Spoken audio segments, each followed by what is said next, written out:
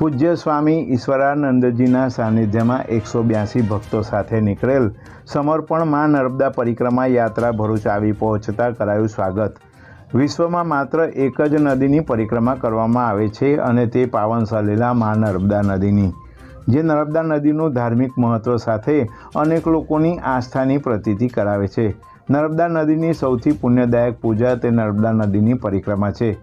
મહામંડલેશ્વર 1008 પરમ પૂજ્ય સ્વામી ઈશ્વરાનંદજી મહારાજના સાનિધ્યમાં 182 ભક્તજનો સાથે માં નર્મદાની પરિક્રમા કરી રહ્યા હોય, જેના પડાવ સ્વરૂપ પવિત્ર પરિક્રમા ભરૂચ શહેરમાં પ્રવેશ કરતા નર્મદા સંસ્કૃત વેદ પાઠશાળાના ઋષિકુમારોના મંત્રોચ્ચાર સાથે તેમનું ભવ્ય સ્વાગત કરવામાં આવ્યું હતું।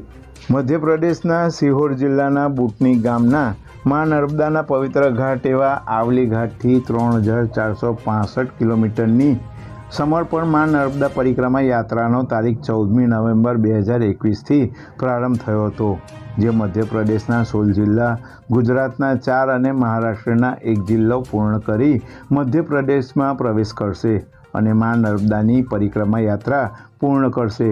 આ નર્મદા યાત્રા પરમ પૂજ્ય સ્વામી ઈશ્વરાનંદજીના સાનિધ્યમાં 182 યાત્રી સાથે નીકળ્યા છે। માં નર્મદાજીની પરિક્રમા પૂર્ણ કરતાં 165 દિવસ થાય છે।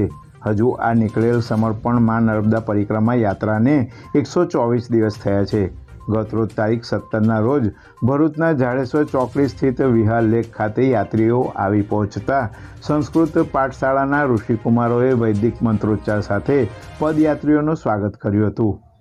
પરમ પૂજ્ય સ્વામી ઈશ્વરાનંદજી મહારાજ, જેમને ગીતાજી સંપૂર્ણ કંઠસ્થ છે અને 13 વર્ષની નાની ઉંમરમાં સંન્યાસ લઈ ધાર્મિક શિક્ષણ લઈ વિંધ્યાચલ પર્વત પર 4 વર્ષ સુધી કઠિન એવી દિગંબર અવસ્થામાં તપ કર્યું છે।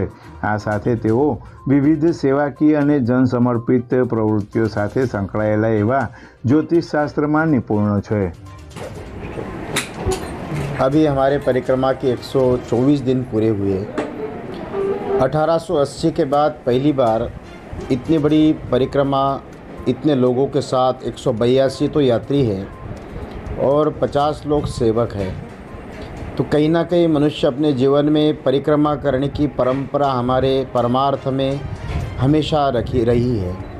चाहे गणपति की परिक्रमा हो, जिन्होंने शंकर पार्वती की हैं, किसी की भी परिक्रमा करे तो आपको पुण्य और परमार्थ प्राप्त होता है। ये परिक्रमा का महात्म्य है। परिक्रमा से आपके पापों का विनाश होकर परम पद परमात्मा का आशीर्वाद प्राप्त होता है और परिक्रमा निश्चित रूप से आपके जीवन में परमानंद की अनुभूति करा देता है। इसलिए परिक्रमा हमेशा हर एक जीवात्मा को, वो भी भोलेनाथ की, इसलिए माँ नर्मदा की परिक्रमा की जाती है कि भोलेनाथ मंदिर की कोई भी पूर्ण परिक्रमा नहीं होती है।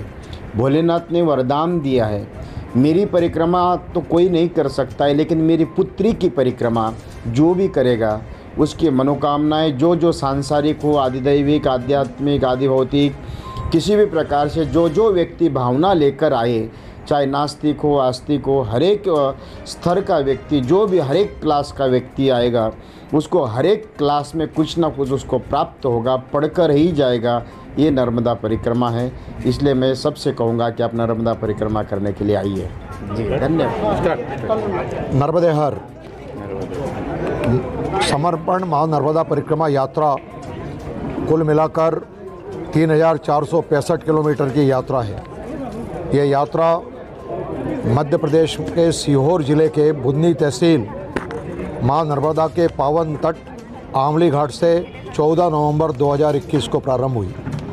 हमारे गुरुजी महामंडलेश्वर 1008 श्री ईश्वरानंद जी महाराज, जो पूर्व में उत्तम स्वामी जी महाराज के नाम से जाने जाते थे, उनके सानिध्य में उनकी उंगली पकड़ करके 182 यात्री इस यात्रा में निकले। मध्य प्रदेश के 16 ज़िले, गुजरात के 4 ज़िले और महाराष्ट्र के 1 ज़िले होकर 1 मई 2022 को इस यात्रा का विधिवत समापन ना कह करके विश्राम और आंवली घाट में किया जाएगा।